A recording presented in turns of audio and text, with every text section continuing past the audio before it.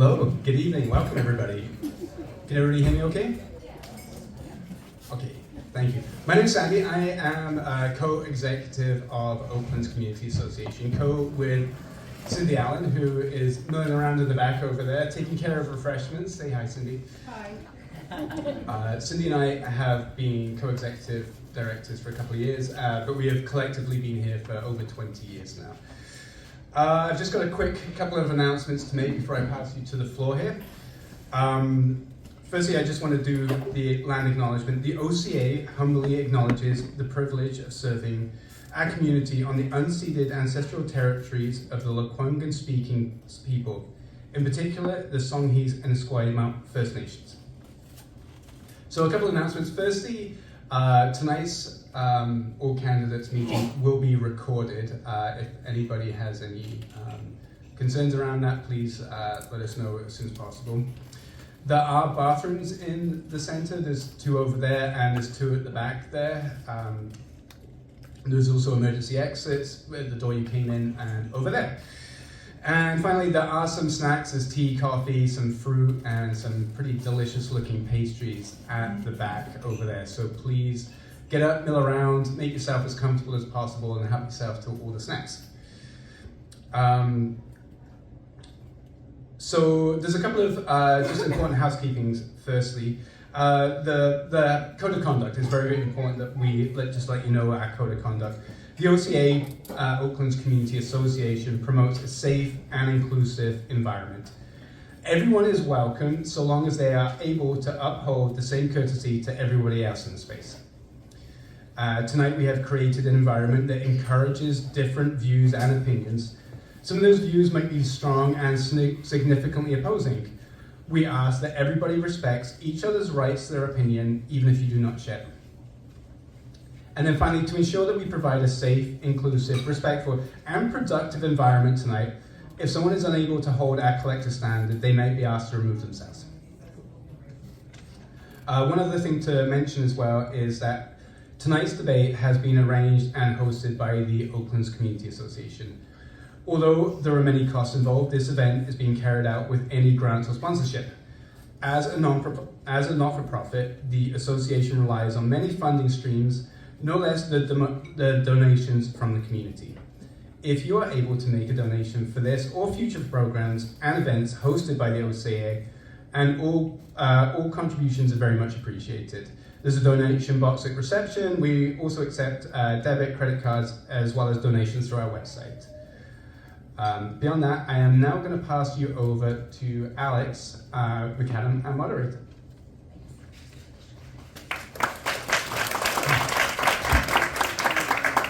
Hi everybody, good evening. So nice to see you here on a Sunday night.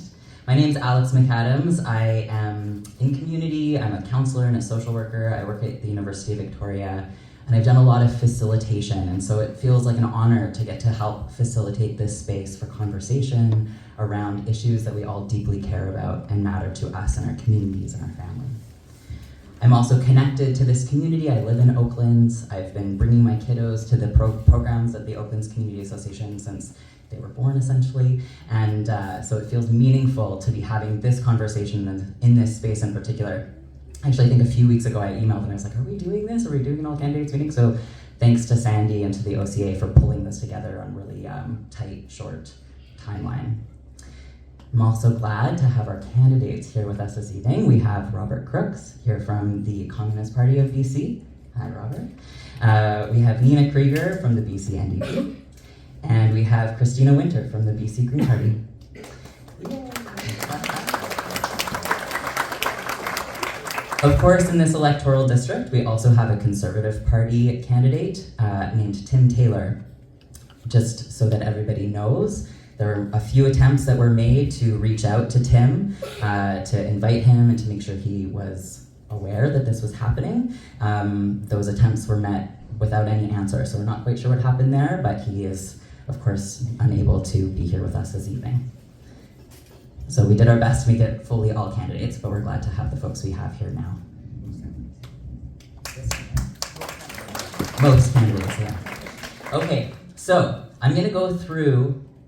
Yeah. Can I just ask, it seems really loud, I don't know if it's just me, but it feels Thanks for saying that. I don't usually speak in a microphone. I usually project my voice.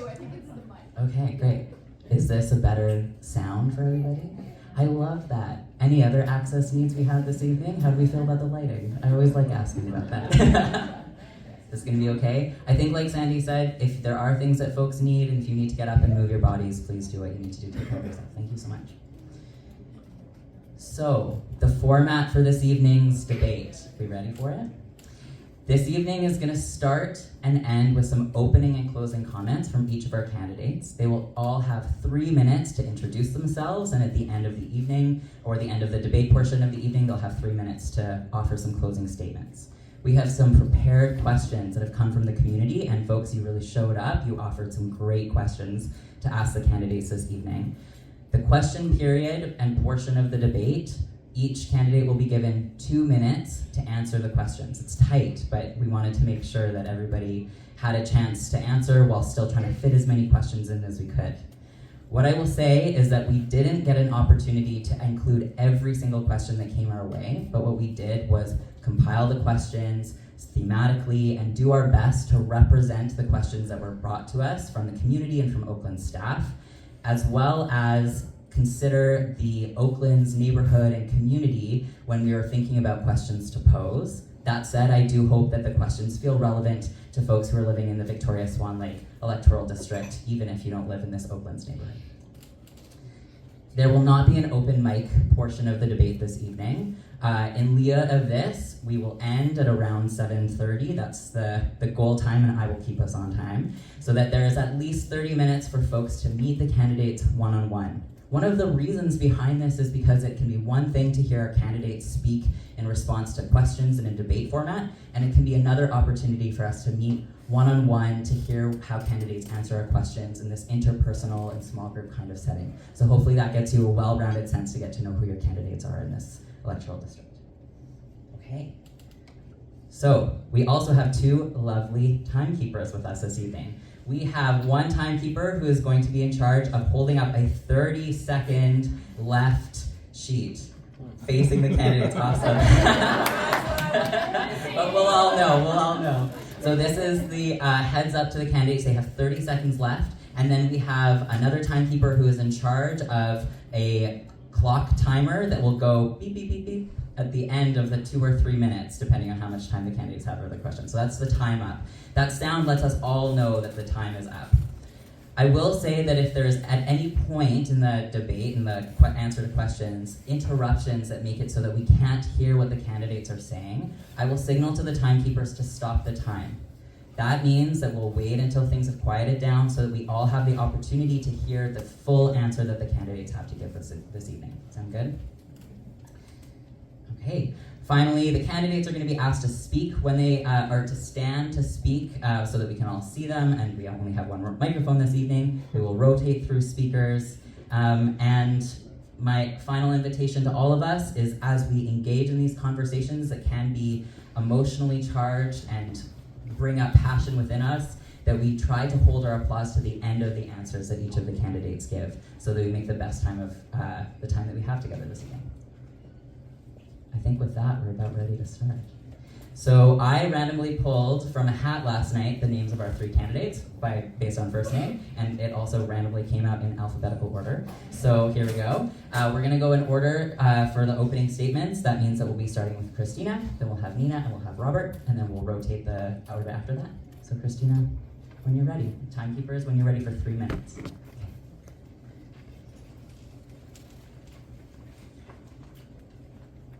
Hi everyone. Let me just take a second here to get the technology in the right spot so we can all be comfy. My name is Christina Winter. I'm your BC Greens candidate here in Victoria Swan Lake, and I just wanted to take a second to reflect on this place here in Lekwungen-speaking territories, where I see people in Oaklands moving forward with reconciliation in a really good way. Whether or not it's been, you've been on a stroll with Katie Cox and, listened and learned from some of the stories and teachings that she shared, or looking at the beautiful mural that Andrea Fritz just painted here. It was such a wonderful thing to hear her explain all of the beautiful imagery that people brought forward, because it's so important to your community. And it really resonated with me because it resonated with my green values and the vision that I have for this community, which includes a network of green spaces connecting all of us with waterways that are restored and with us moving forward in a good way. We need to support these initiatives urgently, not just here, not just in Victoria Swan Lake, but across British Columbia. And that's what Greens have shown that we can deliver in government. We've passed the Declaration on the Rights of Indigenous Peoples Act as a condition of forming a progressive government and making sure that we can actually get these things into legislation. The next things that we need to make sure that we have are stable core operational funding so that Oaklands and other neighborhood houses like Quadra Village and Burnside Gorge and service providers across Victoria Swan Lake have access to making sure that they have staffing costs, leasing costs, and their other stable costs covered so that they can continue to provide services not just this year and not just next year, but making long-term plans that we can support. We also need to make sure that as we're densifying and building more housing, that we take this opportunity to expand our green spaces, to expand our urban tree canopy, to build on the vision that the Friends of Bowker Creek have built, that 100-year vision. This is the time, as we're building things that are gonna last for the next 50 to 60 years, to look at these things really holistically. I've been the candidate here for 18 months and I've talked to people across the riding, but I've been working here for a lot longer, for 12 months with for 12 years with the BC Greens, and since 2015, for the past 9 years, I've been working on all kinds of campaigns here in Victoria Swan Lake, whether that be federal, provincial, municipal. I've talked to so many of you about the vision that you have for this community. At the same time, I've been working as an administrator, providing services to customers and clients, engaging stakeholders, and taking care of people's books. So I've seen the challenges and the opportunities that are being felt by many organizations, businesses, and people here. The BC Greens are here to do the work. I've seen it in Adam's office. It's the same work that I've seen doing customer and client care. It is taking care of people, making sure that they have access to services. We need to make sure that we keep BC progressive. Thank you. Thank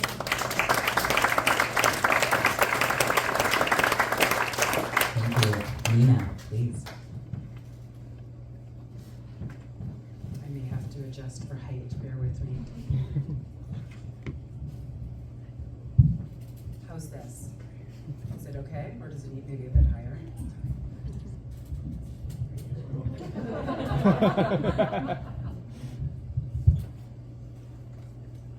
Thank you to the Oaklands Community Association. How's this? Better? My thanks to the Oaklands Community Association for organizing this candidates forum, and my thanks to all of you for making the time to be here this evening. I was born and raised in BC and moved to Victoria 3 years ago with my 6-year-old son and my husband. Making a life close to my parents and being rooted in a community that we love has been a dream, and I feel so very fortunate to be here. I've been commuting for the last 3 years to my job leading Vancouver's Holocaust Education Centre, Western Canada's leading Holocaust museum, dedicated to advancing a more just and inclusive society. It's my professional experience building and bridging communities and the values that I was raised with as a daughter of educators, with a union leader as a father, that have inspired me to run. I'm running because I want everybody in this community, kids and elders and everyone in between, to thrive. I'm committed to working in a community engaged and rooted way, in a way that's informed by expertise to help make the lives of people better. I'm running because I believe in the ability and the need to address the complex challenges of our time, whether that's housing or healthcare or affordability, and that government can and must play a role in these things to ensure nobody gets left behind. I'm also running to fight for civil discourse and civil society. I'm very proud to be running with a party and to be part of government, a government hopefully that will bring people together and that knows that there is strength in a diversity of backgrounds and perspectives, which is why I'm so proud to be running with David Eby and the BCNDP team. I think at this time of great challenge, we need a government that is practical, committed to practical and ambitious action, and a people-centered vision for our province. And we know what is at stake.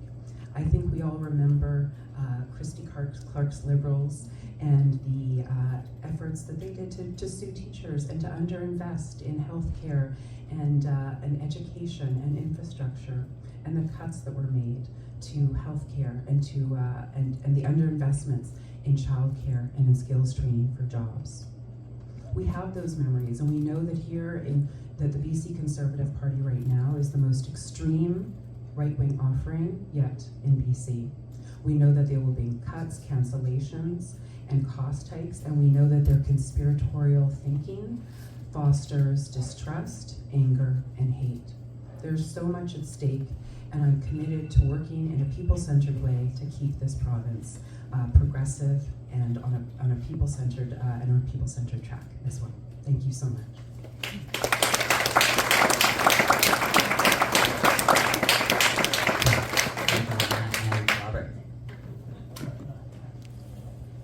Hi everyone, good evening. My name is Robert Crooks. Some of you may have seen the billboard in Chip Wilson's yard, but in fact I am from the Communist Party. We are not communists. So I'm actually relatively new to BC. I lived in Winnipeg my whole life on Treaty 1 territory. In Winnipeg, I was working in a non-profit organization that was youth serving. And I worked in one of the areas that had the worst child poverty in Canada. So I've seen what poverty does to people, and it's part of the reason that I became active politically. Not necessarily because I wanted to, but because I was so angry at what our society allows to happen to people. I've also worked teaching English to refugees in Treaty 1. So I also see the damage that capitalism does across the world to different kinds of people. Now, part of the problems, or I should say all of the problems that we're facing today can really be traced back to the profit motive. Why do we have a housing crisis? Because housing is not used to live in, it's used to make money, it's used to speculate.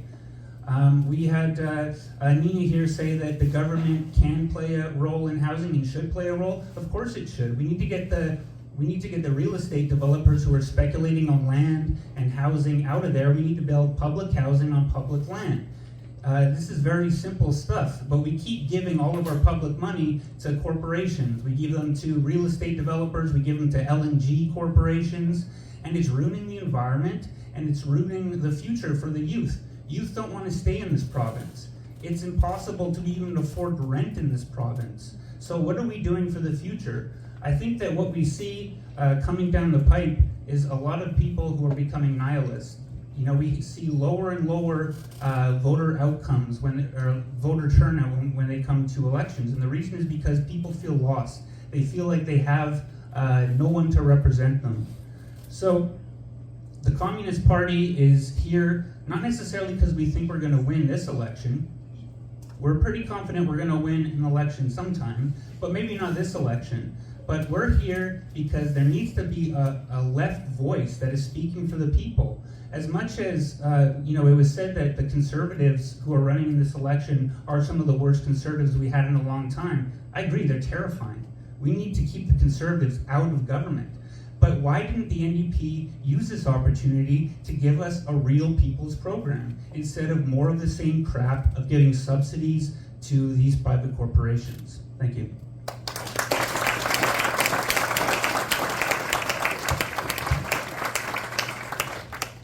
Thank you, everybody. This microphone's going to be fun this evening. It's going to add a little to the night.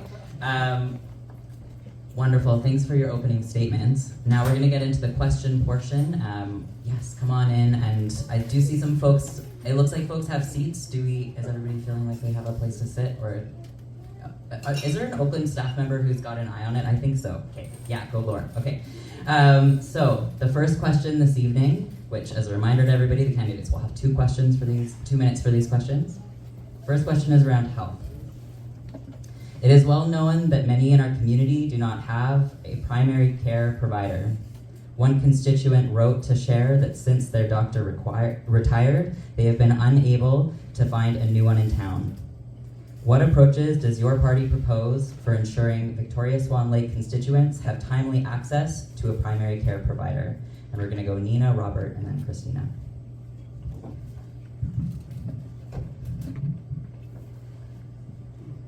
Thank you very much for this question, which is deeply personal and which touches every person in this room, young and old, those that may have experienced life-changing medical emergencies, and those who have chronic conditions. And I've been on the door a lot these days, and this week I've met actually 3 type 1 diabetics, and I have a family member that also manages this same disease, that have expressed such dismay that the BC Conservatives and John Rustad, their leader, have expressed questions around the safety and efficacy of COVID vaccines.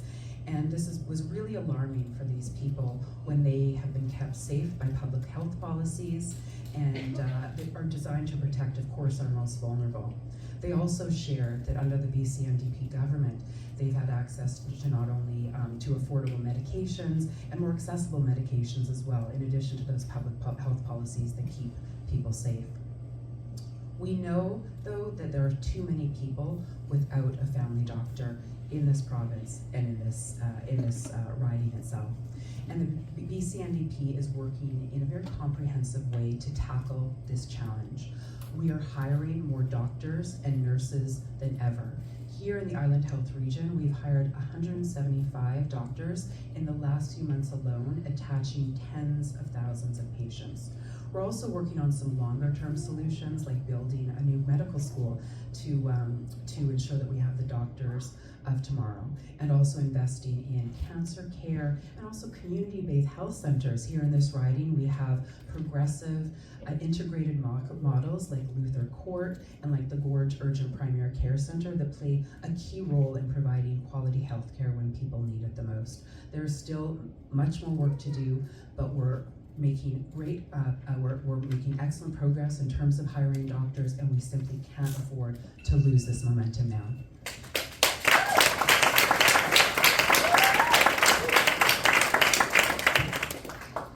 Yeah, I agree. We need more health centers in the community. We need doctors in the community. I remember when I was a kid and I went to the doctor, my doctor knew who I was. He would ask me about things in my life, and he knew me. I am lucky enough to have a doctor, but he has no idea who I am every time I walk in there. And it would be nice to have doctors that knew you and knew what types of things you were facing. I think what we need to do is we need to train more doctors, and the way we need to do that is we need to cut the cost of tuition. Tuition is way too high. We can't train more doctors if people are just going to go into debt for the rest of their life to become doctors. We also need to make sure that we have programs so that we're training doctors that come from different communities. So we have Indigenous doctors, so we have doctors from the LGBTQ community and things like this, so that we can also be training specialists. But I think we just need to put more money into healthcare, and we need to expand healthcare to include optical care, to include pharmacare, to include mental health supports especially, and addiction supports. We are really, I talked a lot about the housing crisis. We are also facing a healthcare crisis in this province, and we need to stop the privatization, opening these clinics, these private clinics for surgeries and things of that nature. And we need to do this by investing more in healthcare. Thank you.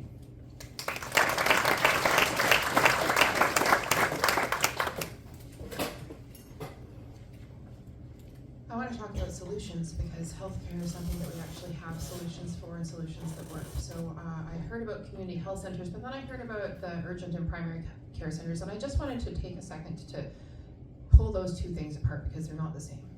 The urgent and primary care centers that have been set up are all built by and run by Island Health, administered by them so that they determine who actually gets to work there. And I've heard from healthcare providers that they actually have to pay part of their wages back to cover administrative costs. This is very different from a community health center that has an integrated approach where it's actually the healthcare practitioners who build their teams.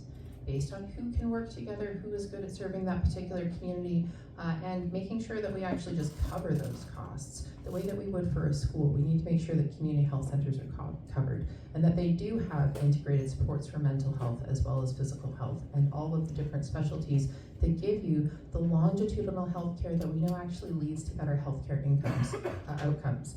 This is something that has impacted my family recently.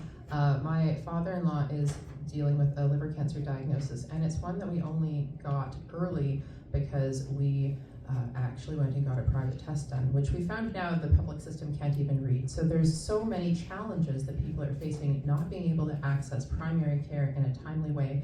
We've heard a bit about training healthcare workers. We need to retain the healthcare workers that we have because working conditions are such that people are burning out. And this is not a short-term thing. This is something that my friends who are nurses have told me for many years. Being asked to do so many shifts that you could be working not only 24/7, but effectively 25/8, as if there are so many hours in a day for people to be able to provide care services. We also need to look at how we spend money. Why are we spending so much on healthcare administration instead of providing money for healthcare workers? We need to stop looking at how much we spend and start looking at outcomes for people.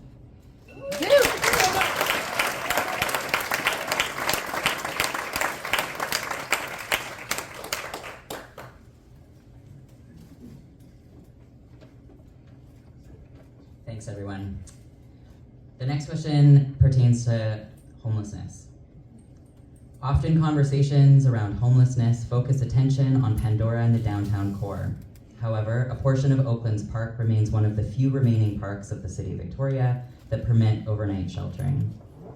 What specific policies or initiatives will you advocate for to reduce homelessness in our community? And how will you measure their effectiveness?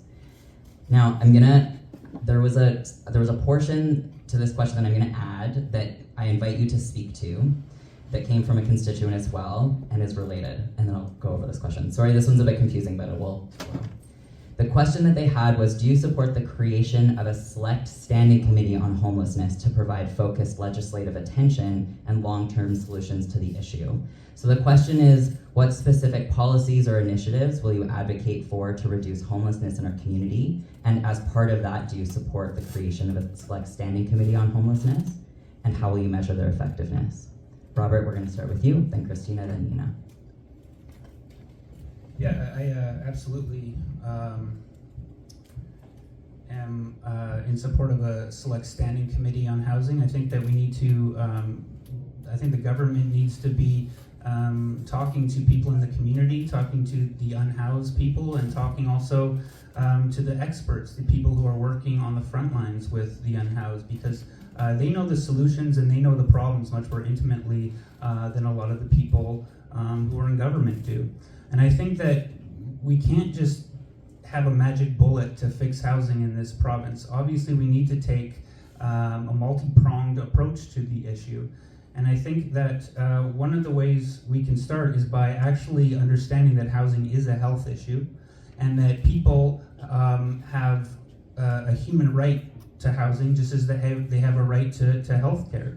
Some of the things that the government could do right away would be to establish vacancy controls so that landlords aren't trying to push people out so that they can raise the rents. We also need to be looking at what does affordability mean. So much of the affordable housing that is built in this province is not affordable at all because it's still based on market rents. We need to have rent geared to income housing. We need to have housing that is 30% of people's incomes, and that includes things like utilities. We also need to build 100,000 units of new and renovated social and low-income public housing. This is really key. It has to be public housing. There keeps coming money out for housing, and it goes to private corporations for profit. We need to build public housing on public land. I think one of the policies that David Eby came out with recently is they're going to pay part of people's mortgages. Now, if you're a prospective home buyer, maybe that sounds like a good idea to you, but it's for a limited time. It's for about 20 years, and then after that, you won't be able to afford your mortgage anymore. Thanks.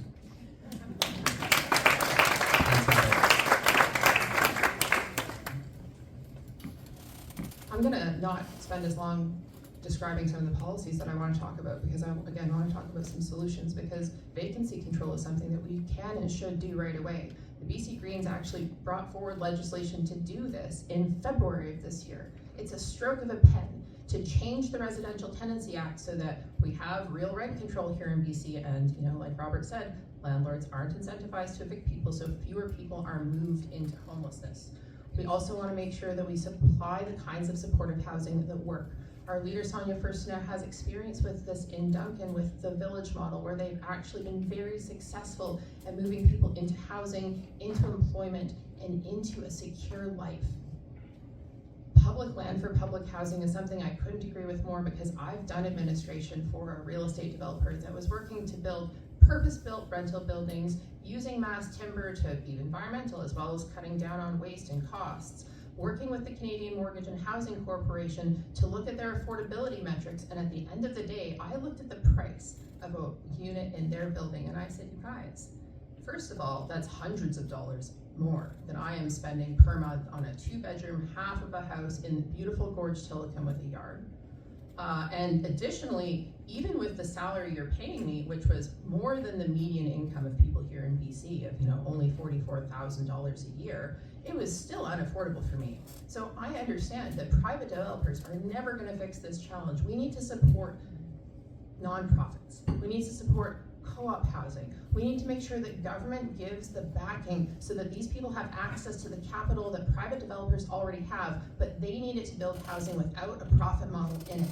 And we need to make sure at the end of the day that we end poverty so that people aren't moving into homelessness because they aren't being given half of what they need on social assistance, half of what they need on disability, and less than a living wage when they go to work.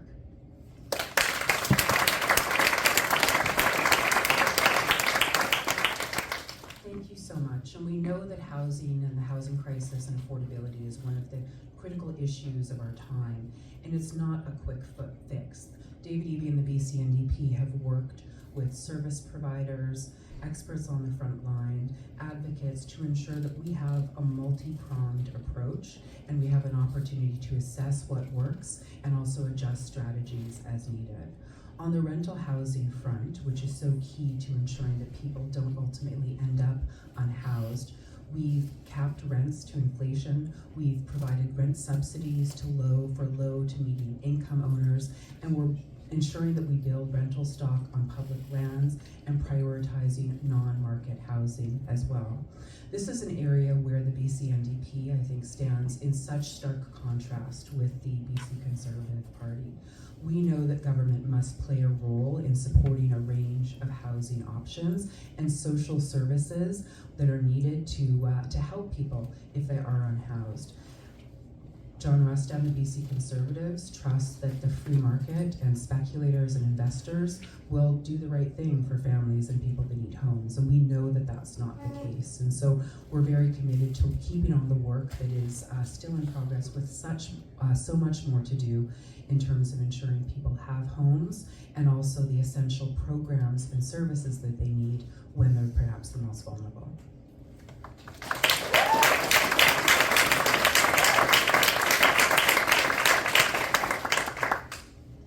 The next question is about education.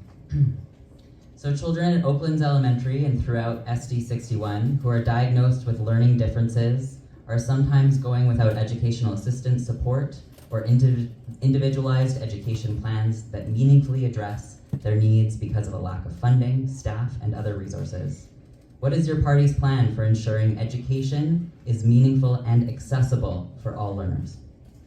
So we'll start with Christina, Nina, Robert.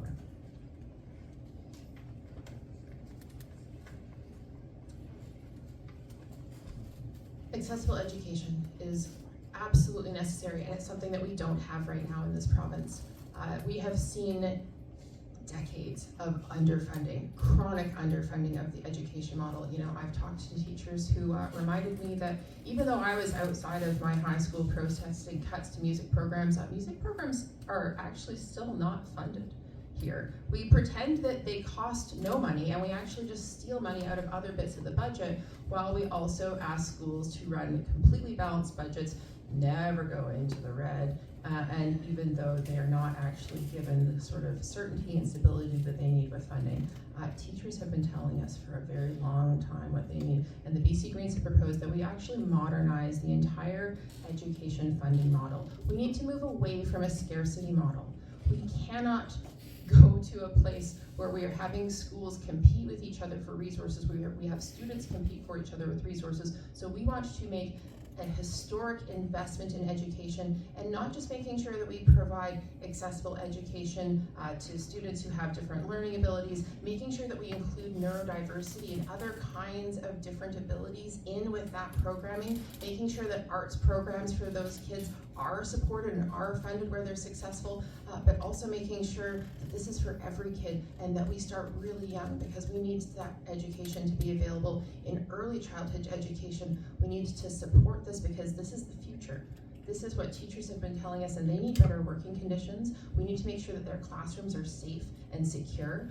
We need to make sure that they have the digital tools that they need for kids to succeed. My niece, when she went to Vic High in grade 9, was using glue sticks in her classroom. I heard that might be because teachers just actually don't have the tools. That's what she told me. That's what teachers have told me. We've had hundreds of laptops pulled out of our school district this year because of security issues, because they haven't been able to pay to keep them upgraded, and teachers have been told to pivot at the last minute. This is wrong, we need to fix it.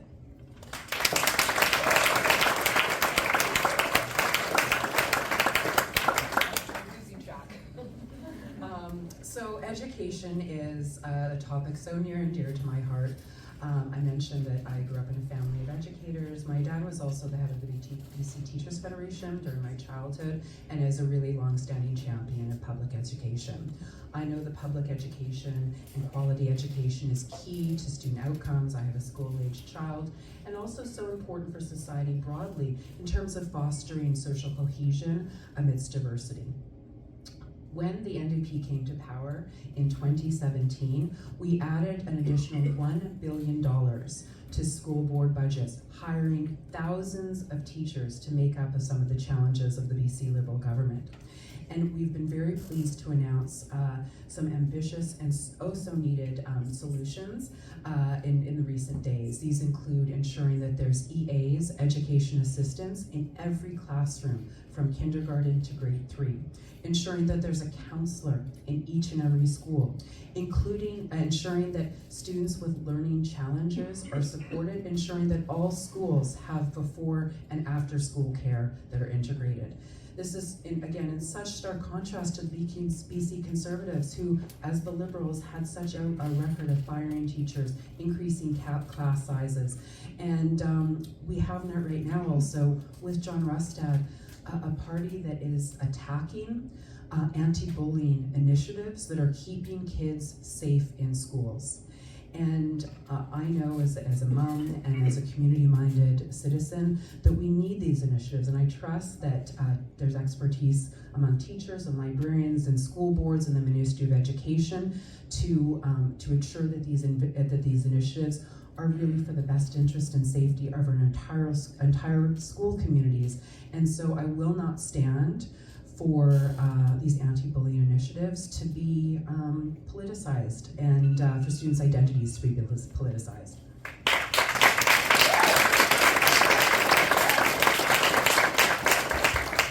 Yeah, one of my really good friends is actually a teacher, and he's just talking about how his class size keeps growing, and he can see the students that are falling behind, and he doesn't know what to do about it because he does not have the resources and the support to help those students. I think one of the concrete ways that we can address this issue is to increase public education spending by $1,000 per student. Part of the way we could pay for this is by end funding and tax breaks for private and religious schools. We shouldn't have a two-tier education system in this province. As Nina sort of touched on, I think we also need to look at why they're attacking SOGI 123. It is because they have reactionary ideas, but it's also because there's a drive to privatize schools. A lot of the right wing in this province want a two-tier education system, and we need to stand up and fight for public education and make sure that all the students are getting the attention they need and have materials that suit their needs. Thank you.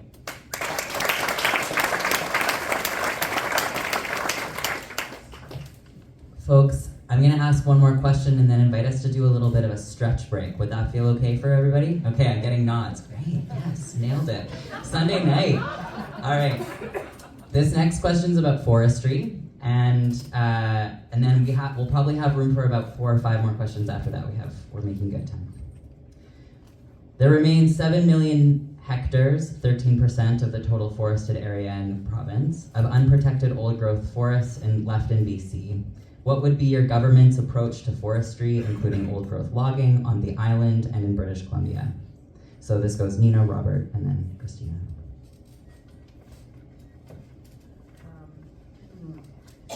So conservation and responding to the climate emergency are really central issues of our generation. And it's the responsibility of governments to take a lead in these initiatives. And what helps when governments are taking the lead in this is to actually agree on some of the foundational principles. And so we know that here in BC we have 2 parties that potentially will form government. One, David Eby's is committed to ongoing climate action, especially with the Clean BC Action Plan, which is the most ambitious climate action plan in Canada, which as part of it has not only the targets around reducing emissions, but also protecting 30% of this province by 2030 and working in partnership with Indigenous people to do so. With the BC Conservatives, we have a government that led by somebody that questions climate science and that is making jokes about how carbon-based beings shouldn't be so worried about the carbon crisis. And I think we'll continue to work with essentially First Nations partners, with experts in this field to ensure that we can protect our natural beauty, our environment for generations to come. Thank you very much.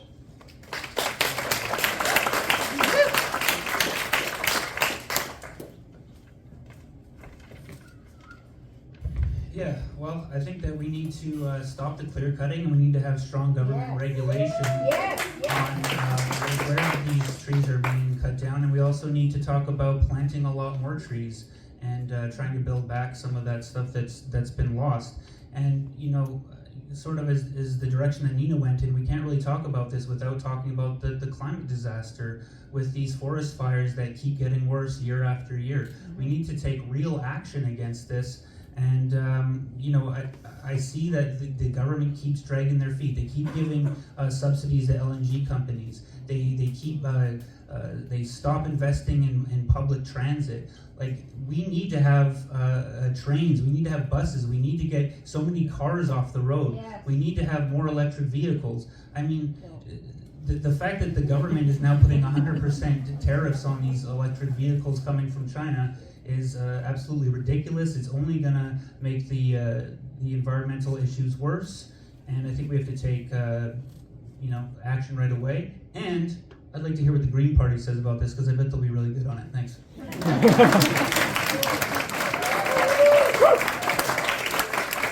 very much, Robert, and I'd like us to all acknowledge that we're talking about old growth because of the BC Green Party. Actually, we never, ever talked about old growth logging in this province before BC Greens were elected in the legislature, because it doesn't actually take a majority government to get things done. It takes some really committed people to make sure that we raise our voices, bring attention to the issue, and you know, we've done some things that have shown us a path forward that we can actually take to protect these forests. Half of them have been cut down in the past 10 years. Half of existing old growth is now gone. So we actually need to act today on all of the recommendations of the old growth strategic review, not just put it on a shelf, just like has recently happened with the biodiversity framework that we were also promised by the NDP in relation to protecting our forests and our communities. BC Greens want to make sure that we actually immediately work with First Nations to make sure that they are taken care of so that they don't have to have the economic proceeds from logging old growth, and work with communities, build more community forests, and make sure that we are actually taking the lead instead of missing every single climate target and pretending that Clean BC can include fracking and methane instead of actually clean energy and technology to not only protect our forests, but as people have pointed out, our communities.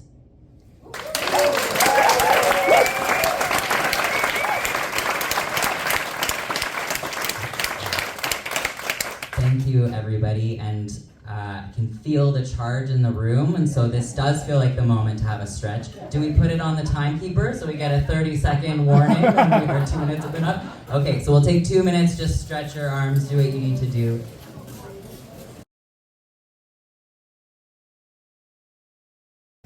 As we start just arriving back, I am so happy to see how many folks are here this evening. It's really special to know that folks have taken the time out of their busy schedules to be here.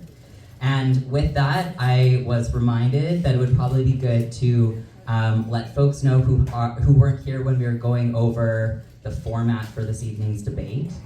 Know that the candidates are getting 2 minutes to answer the questions, and at the end they'll have an opportunity to do a closing statement. And just to make sure we can get through the questions that we've been given, we're asking that we hold applause until the end of the question period, or the question answer, I should say, for each candidate, just to make sure that we're making best use of our time. Okay? So that, other than that, we've talked about the code of conduct, but I think folks were having some respectful dialogue, so I appreciate that. Should we keep going? Yeah. All right. This question is the shortest question of the night, and it's about food security. If elected, what are the top 3 programs or policies your government would implement to increase food security? And we started with Nina last time, so I think now we're going Robert, Christina, and Nina. So again, if elected, the top 3 programs or policies your government would implement to increase food security. Yeah, well, first thing that we need to do is we need to recognize that the grocery stores have been gouging us. And we need to take government action to put price controls in there if they're not gonna play nicely, basically. But we have to think of the affordability crisis in a holistic way. So we need to also be looking at raising the minimum wage. We need to have a general livable income for people who are unable to work. We also need to have, expand food banks in our communities, but we need those food banks to respect the dignity of people when they come in. I've talked to people who use food banks, and they say that they don't feel like they're treated like humans when they go in there. So we need to do a lot of different things to get more food security. I think we also need to think about how come we're importing so much food from places that we can be growing right here. So I think we also need to be looking at doing more to grow our own food and putting our own food into grocery stores. Thank you.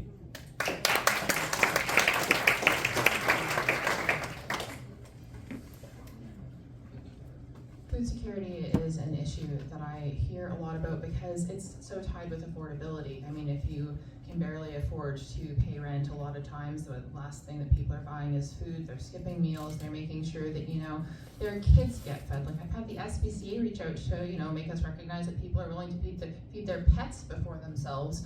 And we really see it from in every age bracket. We want to make sure that we expand nutritious school food programs. We're the only province that doesn't already have this. We need to make sure that kids have nutritious food in schools. It's not just pilot projects, it's all across the province. We also need to make sure, Robert mentioned growing our own food. We need to protect the ALR. And we need to make sure that we actually make sure that food security is one of the parts that we put into it, because right now, food security isn't included in the ALR's mandate. So we need to change that, and also making sure that farmers actually have access to land they can afford, and they have water to grow food with. Because again, right now, water is first for industry and second for farmers. As we saw this year on Vancouver Island with the drought, farmers being told to shut off the taps stop growing food that we need here. For people on Vancouver Island here, when, as has been pointed out, we import way too much food to be considering ourselves food secure. We need to look at examples like the District of Waterloo, when they're looking at food security and their nonprofits are finding that, you know, you can create community resilience by doing a lot more food sharing, by creating community freezers, food storage, food preparation, so that food that is already here, maybe that's being gathered up by organizations like Community Food Support, other mutual aid organizations, can actually be processed and kept and stored for longer so that it can be here for people that need it. And as has been pointed out, we need to end poverty. We need to raise the rates of social assistance, disability, and wages so that people can actually afford to have a home and food every day, every month, every year. Amen.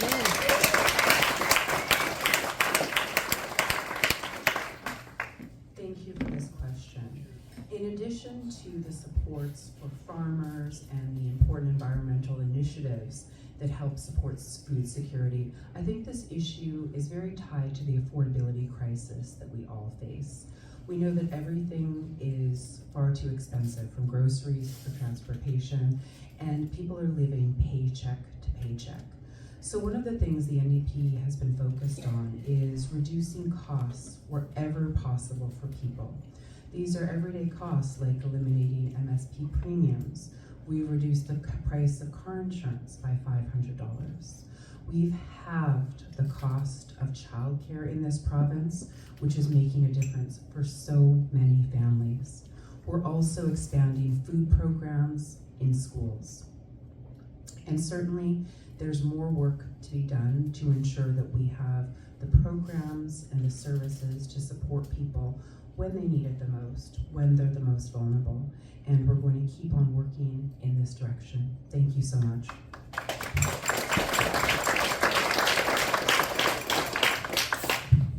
I'm gonna move the mic a little bit because Christina, I noticed you were reaching for it, but if we have to move it, that sound okay for folks? That sound good? Okay. I'll just keep standing on my toes and embrace being the shortest one here. This question pertains to the toxic drugs. The toxic drug supply is now the leading cause of death for people in BC between the ages of 10 and 59, and yet frontline harm reduction workers are seeing decreases in funding and closure of programs. What policies and initiatives will your party implement to address this crisis? How do you intend to measure the efficacy of these approaches? So policies and initiatives, and also how to measure the efficacy of these approaches. And we go Christina, Nina, Robert.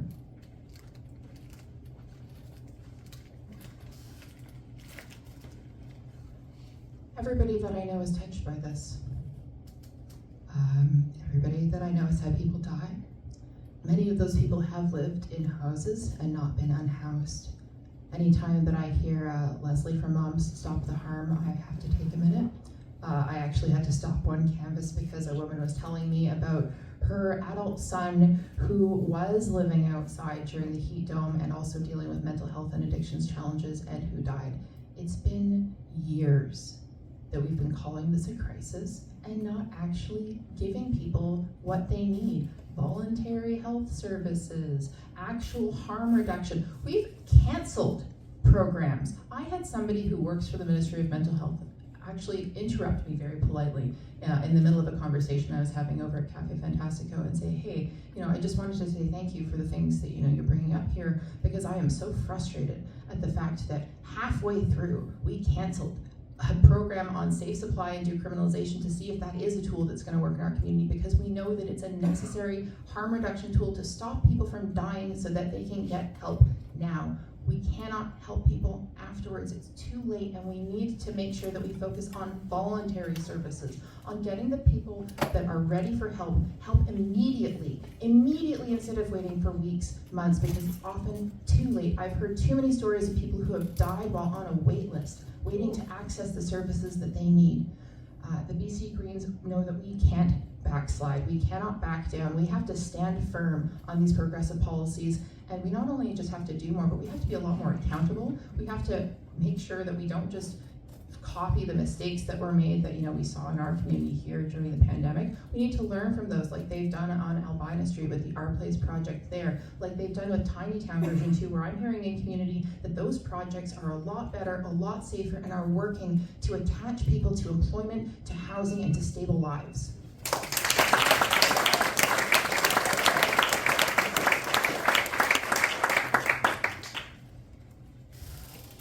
I also know that everyone is touched by this issue. I lost one of my best friends to an accidental fentanyl overdose, and the pain that this causes anybody touched by addiction is really unspeakable, which is why we need a comprehensive array of tools to fight the toxic drug crisis and to help people that are suffering from addiction.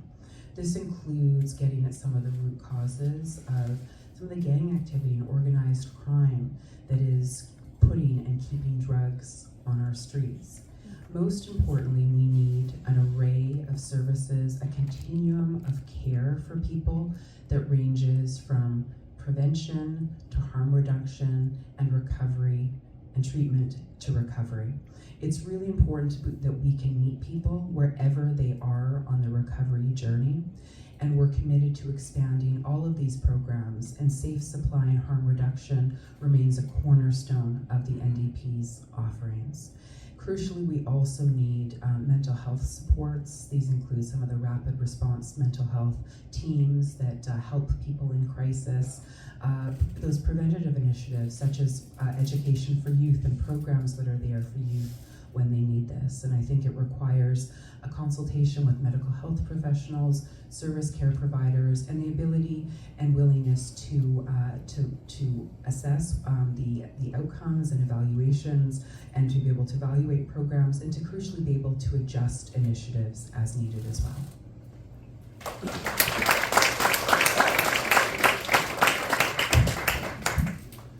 Yeah, I think the first thing we need to do is create a permanent, safe, legal, and regulated supply of illicit drugs so people stop dying in the streets. This is a healthcare issue. We need to expand healthcare so it includes addictions and mental health care. And I agree, the cancellation of the decriminalization policy was a real big step back. And involuntary care, I can't believe we're even talking about this. The studies show that people who are taken into involuntary care, their distrust for the state just grows more and more. So what happens when those people get out? We have to actually address the root causes of addiction. People aren't addicted to drugs because they're bad people or whatever the case may be. They become addicted to drugs because they have trauma, because they're trying to deal with things in their lives. So if you don't have housing for people, if you don't have mental health care supports, if you don't have those ongoing addiction supports, then people are just going to fall back into their addiction. And we see this happening. We see people dying on the streets. We see people doing drugs, everywhere we go. And we need to make sure that we're treating these people like human beings and not problems just to be swept away. I think that really covers it. Thank you.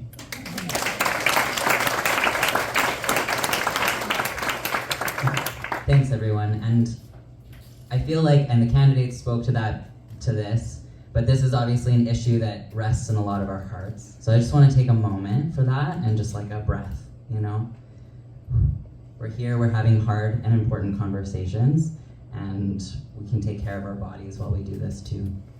I have a couple questions left for you folks, and then we got a bonus question at the end. That's a fun question, I promise. This question is about Indigenous communities. So beyond aligning policies with UNDRIP, the United Nations Declaration on the Rights of Indigenous People, what specific actions will you take to ensure meaningful engagement and relationship with Indigenous communities, and in particular with Lekwungen peoples and nations? And I think now we're at Nina, Robert, and Christine.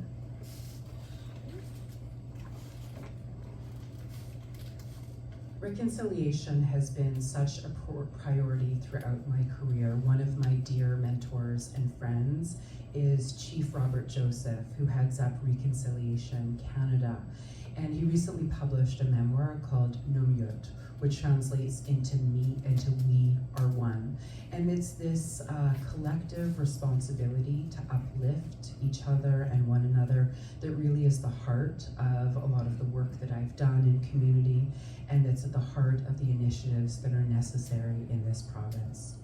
Now, DRIPA was passed by the NDP government in 2019 and has provided an essential framework and guidelines to advance the crucial and ongoing task of reconciliation with communities.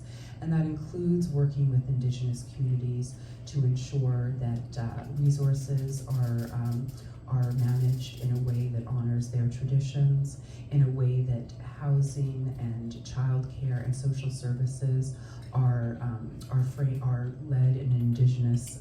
led by Indigenous communities, and to ensure that economic initiatives can also be for mutual benefit as well. And I think we have such strong relationships with Indigenous people that are the framework of so many initiatives in this province.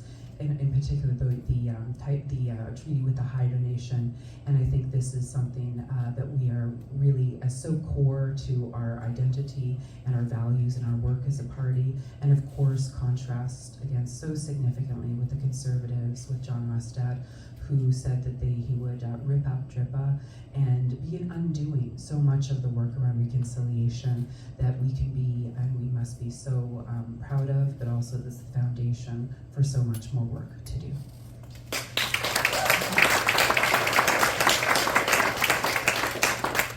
Well, I think one of the first things we can do, we can indigenize the BC education curriculum to foster solidarity and collaboration with Indigenous resistance struggles, promote inclusivity, cooperation, and justice. Immediately, we need to stop violating Bill 41, the Declaration on the Rights of Indigenous Peoples Act. The Communist Party supports canceling the RCMP. The RCMP was actually created to police Indigenous peoples. We support the land back demand. We want to ensure Indigenous inherent title to all traditional, stolen, and unceded territories. No resource extraction and infrastructure projects on Indigenous lands without full consultation and approval. Basically, what we call for is self-determination for Indigenous nations on their land, up to and including cessation from Canada, if that's what they decide. Thank you.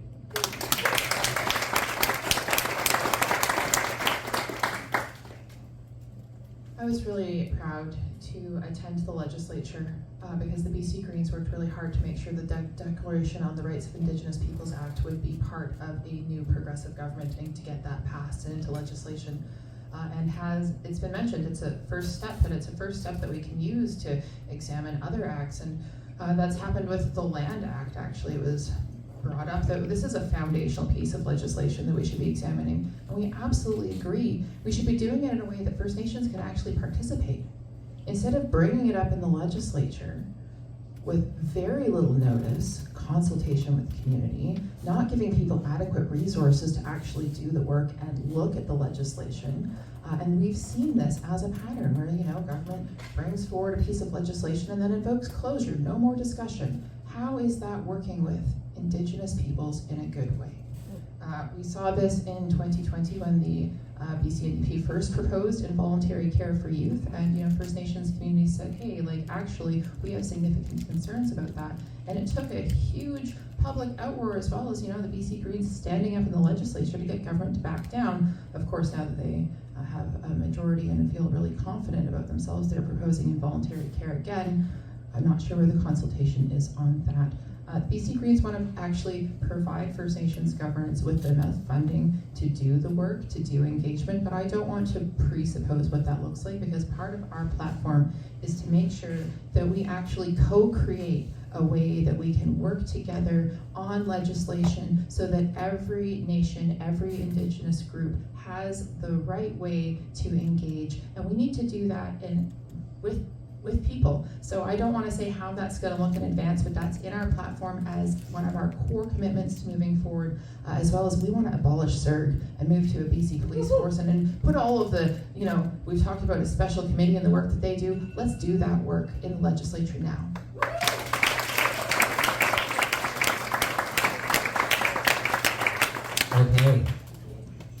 long question for you. This is about your constituency offices. So, one of the primary ways that constituents communicate, engage, and voice concerns over local and provincial issues with their local MLAs is through constituency offices. So the question is, if you're elected, what approaches would you take to stay engaged with your constituents, both within and outside of your COs, your constituency offices? And I think, oh no, now I've lost the plot. Here we go. I think that now we're at Robert, then Christina, then Nina. Yeah, well, I think first of all that people who are in government need to continue to be working in the communities. They need to be building those relationships and building coalition within their community. So they need to be showing up to different, to everything from rallies to forums, to hear what people are saying, to talk with people, and to see how they can help. I also think that we need to see more elected officials in their offices. How many times have we seen that you can't get a hold of your elected official?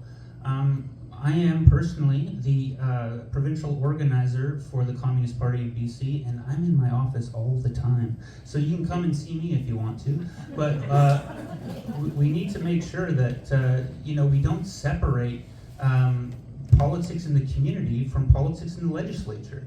We need to have our elected officials consulting with people. People know what is wrong, and they know what the solutions are. So that's how I would. That's how I answer that question. Thank you very much.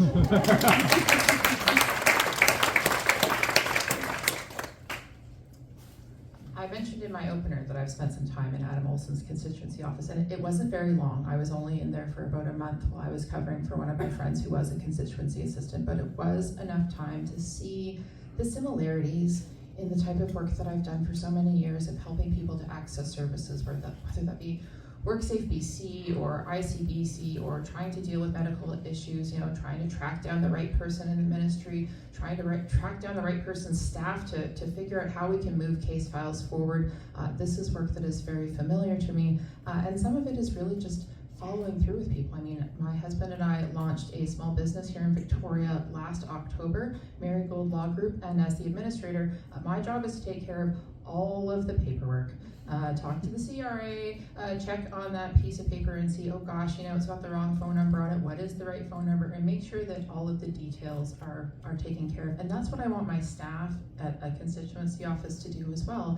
If that's my role as the MLA, the staff needs to make sure that we are connecting with our community all the time. And I've seen how green MLAs do this regularly with town halls, with making sure that there's a newsletter to give you information, but also that when your communications come into the constituency office, that you get an answer.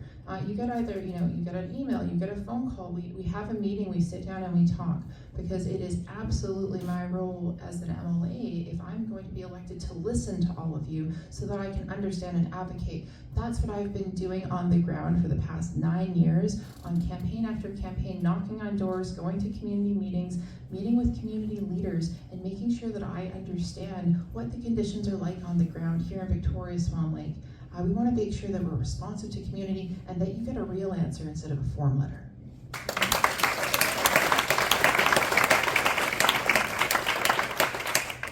This is such an outstanding question. I think I mentioned at the beginning that I spent 2 decades working within community, where I've really fine-tuned skills that are so essential to this role of MLA if I'm elected. And part of what I think is so essential to this role is to listen deeply to people's lived experiences and their insights, and to be committed to bringing forward all of that into provincial discussions.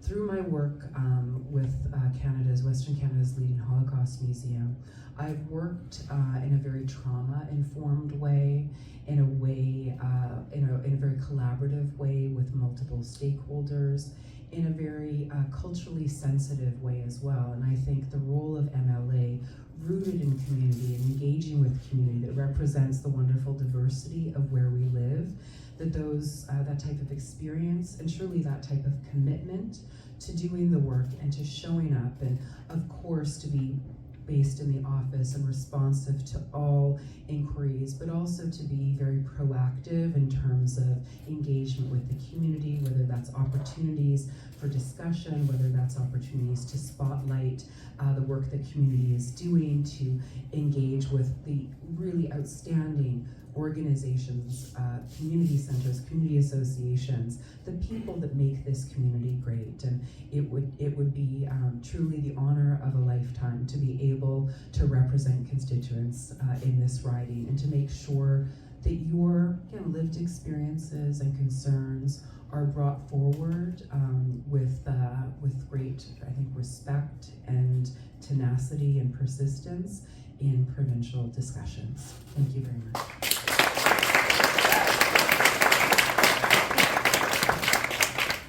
Wow, thanks so much, everybody.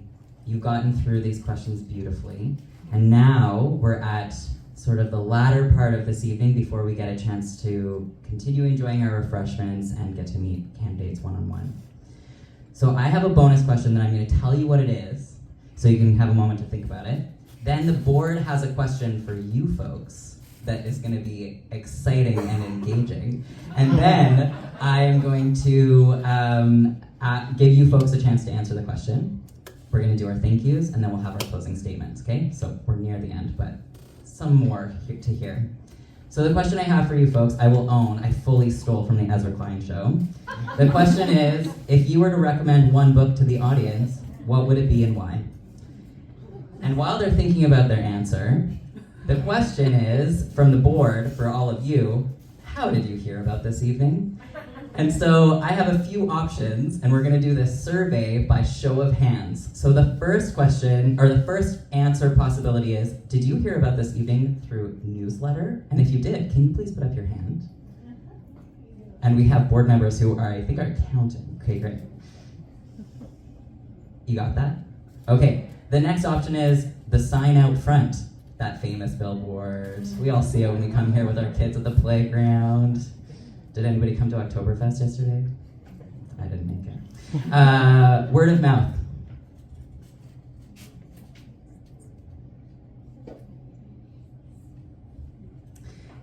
Social media.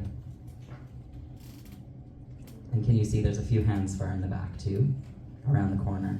Okay. The last option is other. And I'm kind of curious to know what some of those other answers were, because there's a lot more hands than I was expecting. Party campaign office. Okay, so yeah, did you hear it, can I add that to the list? So did you hear it through a campaign, one of the candidates here? Yeah, let's put up hands for that. Okay, so that was probably mixed in with newsletters and social media. Okay, great. Any other fascinating others we should know about? Somebody wrote it on a piece of paper and threw it into the wind. All right, candidates, are you ready for the bonus question? Okay, Christina, Nina, Robert, and then we'll get into our thank yous and closing. So, one book that you would recommend and why? All right, I will admit it has been a long time since I've had. Stand up and the Oh, last question. So thank you all so much. I will admit it's been a long time since I've had the luxury of sitting down and reading a book cover to cover. I do so much reading on my phone these days. I forget to put it down and pick up something physical, even though I love books so much that I have boxes of them unpacked in my house. So the thing that I would recommend is taking your books out of boxes so that you can actually read and enjoy them more than I do my books right now. And something that I do also like to enjoy and also enjoy doing is cooking. And I also have seen a really cool YouTube channel called Tasting History. I love history. I studied it while I was in school. And it's this really cool and entertaining blend of interesting recipes that you may or may not want to eat, to be honest, but from all different points of history, so you get to learn a little bit while you enjoy. And the guy who put the channel together actually has a cookbook that's out, and please do not tell my husband that he's getting one for Christmas. Thank you. I mean, of all the questions tonight, this is the hardest one, right? And you know what? I grew up in a family of readers, and one of my dad's favorite activities was and still is to read to us out loud.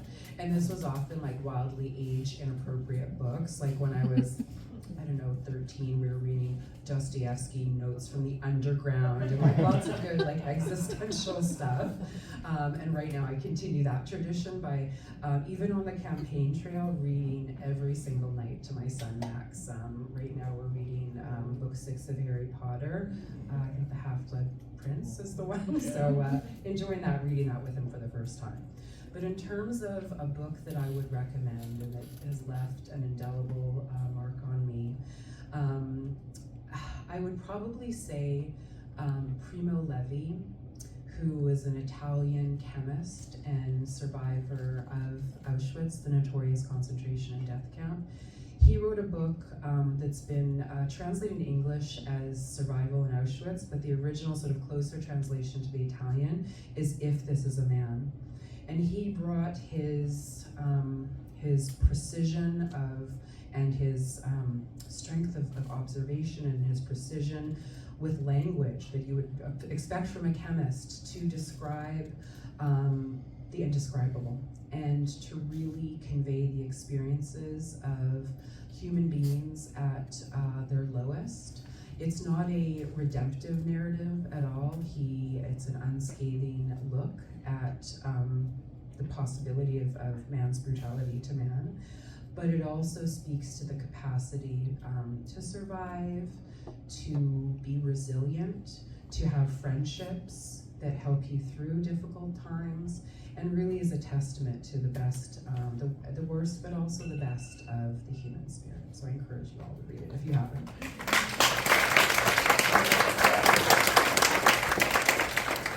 Well, Karl Marx, Capital, all 3 volumes.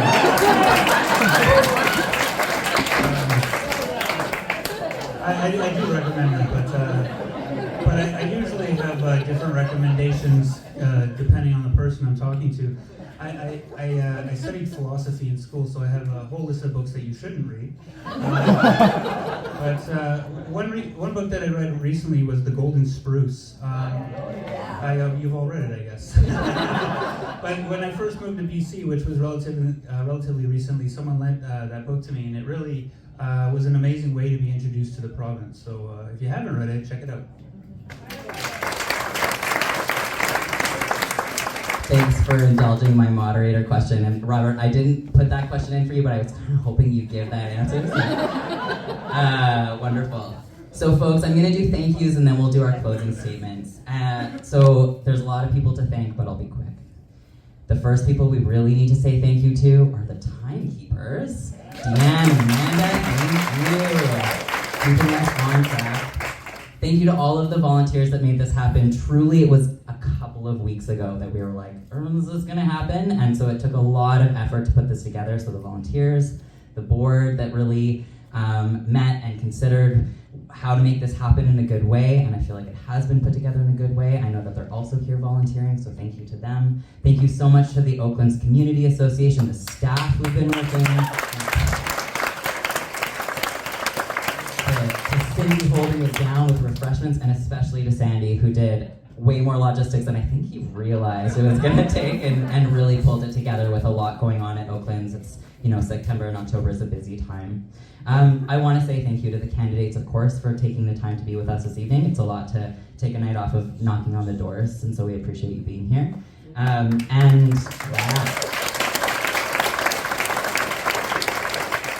want to also say thank you to the caregivers who are at home and maybe aren't here this evening. So I want to just give a shout out to all of those caregivers. And connected to that, I want to remember the caregivers who couldn't come tonight because they have young ones or elderly folks that they're taking care of. And so we've had this conversation here, and it means that we get to take what we've learned, bring it out into community, share it with the people we know. So if you know somebody in your life who couldn't make it tonight, I really invite you to say, this is what I learned, this is what I saw, and continue this conversation moving forward. That's a way we can honor their caregiving work.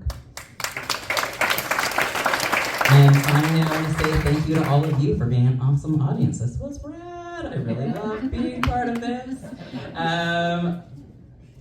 don't forget to vote. Voting is on October 19th. If you want to vote on election day, I would be remiss to not mention that Oaklands Community Elementary School is one of the places you can go to vote, probably the closest for many of you who live here. But you can actually vote starting now. So you can go to any electoral district, correct me if I'm wrong, candidates, any electoral district in British Columbia and vote. They'll print out your ballot and they'll give you an opportunity, the ballot for where you live. I think that the one technically for this district is on Topaz. 923 Topaz, thank you. If you would like to vote close by in advanced polls, there's advanced voting locations starting on October 10th, and they go October 10th to the 13th, day off for Thanksgiving, and then the 15th and 16th. So those are your options for advanced voting, and the closest place to here is the Kiwanis Village Society. So just, I can't actually think of the street right, just off Cook. So, and if you have any questions about that, I'm sure these folks know a lot about where you can go to vote, and you can also look up your information on the Elect BC website. So with that, we'll do our closing statements. Christina, you started us off on this question about books, so Nina, you'll get to go first for closing, then Robert, then Christina, and then we'll close off.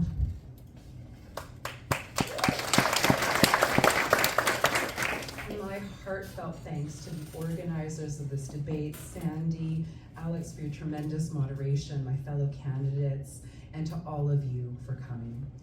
We've heard tonight different visions for the future of this province.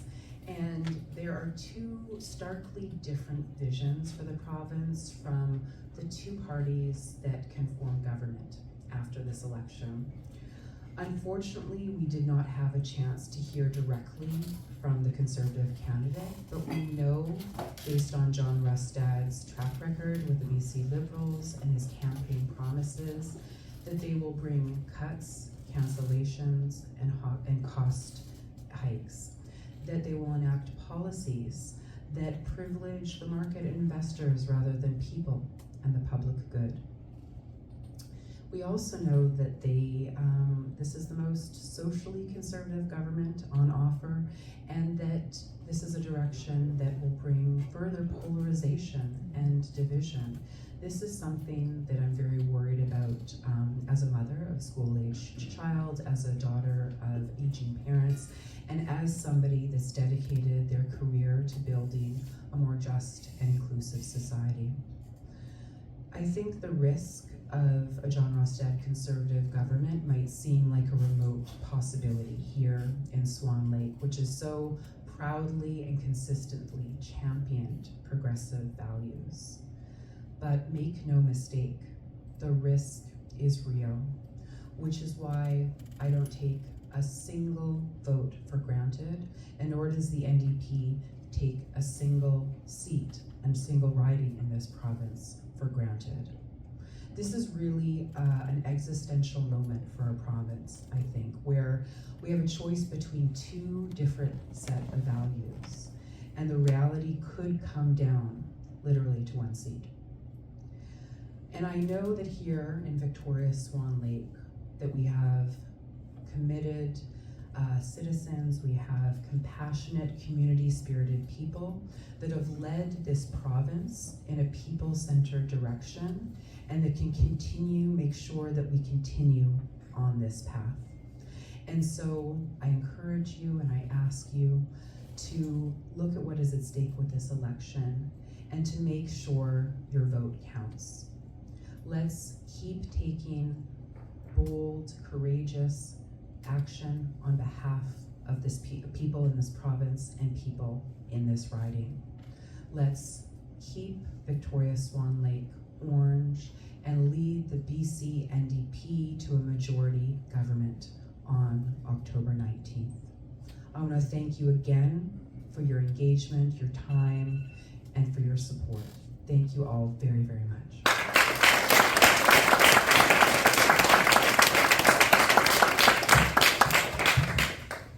Well, I agree that the Rustad Conservatives are very worried, and I think that we need to make sure that they don't get in.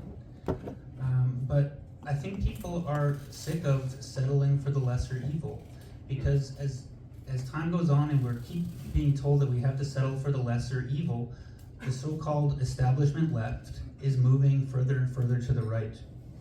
I think the idea that, people have a lot of ideas about what socialism is, and when we talk about socialism versus capitalism, I think I can put it very simply.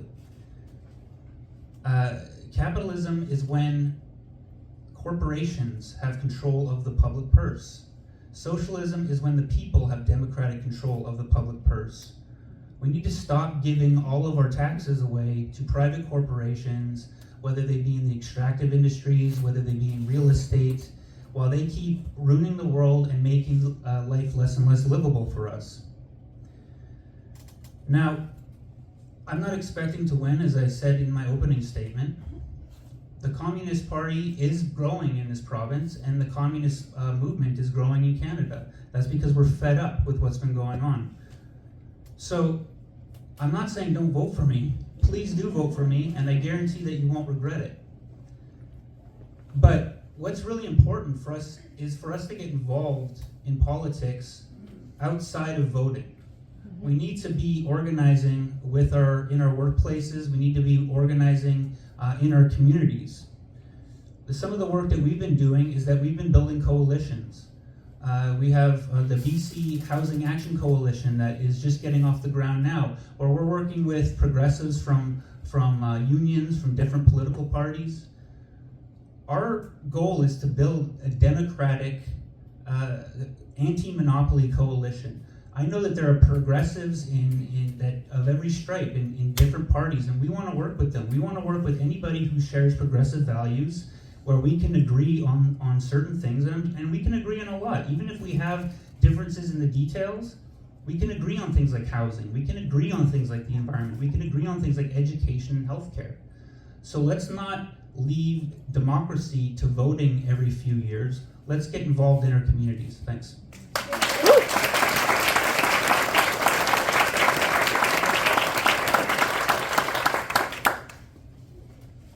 I'm here to talk about Victoria, Swan Lake, and vision.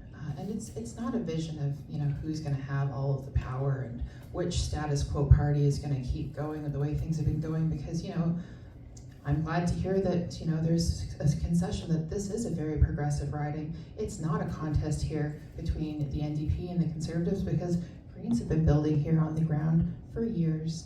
When it's more and more progressive, every time that I go out and knock on doors, one figure, 2020 was 83% of people voting for a progressive candidate, and in this election, when I knock on doors, I'm hearing from people that are former BC Liberal, BC United. They're not really sure what they should be called anymore, but they know that they're not Conservatives, and they're not happy with them, and they're not happy with the lack of direction of the current government either. In the past 3 elections, 1 and 2 have been Green, so this is the choice of who is going to be the most representative, most effective representative for you in the next government, especially if it does come down to only 1 seat, or I don't know, maybe 3, because we've shown as BC Greens that we can do a lot in a minority government with just a few seats. It was going to be an interesting election. We have multi-term MLAs that are running as independents because they don't have a party anymore. Likely that some of them are going to get elected. We're running strong Green campaigns across British Columbia. My friend Nicole Charlwood in the lead in Courtenay Central. My friend Jeremy Valeria in West Vancita Sky lost by 62 votes. He spent the past 4 years campaigning in the redistricting. His riding has only gotten more progressive, and here on Vancouver Island, we have so many candidates that it's hard to mention, except our leader, Sonia Firstno, running here in Victoria, Beacon Hill. We have enough to be a force in the next legislature. And we know that we can do a lot of big things like banning big money, making sure that corporations and unions and just individuals can't dump endless amounts of money into our political system and political parties here. We've reformed professional reliance to protect communities and watersheds. Watersheds still need a lot of work, but they don't just need more work, they need more accountability. These are just the first steps, and BC Greens are ready to make systemic changes while we keep government honest and accountable.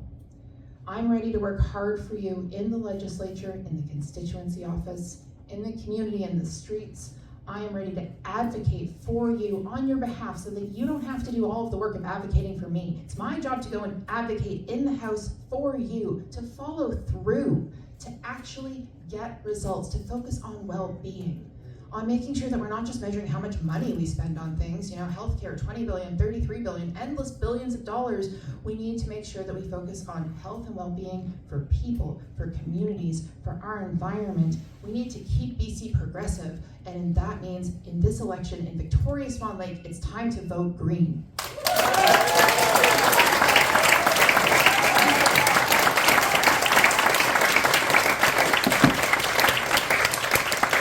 All right, thank you candidates, thank you everyone. There's food, there's information at the tables, and I believe these lovely folks are excited to speak to you as well. Thanks so much for a great night.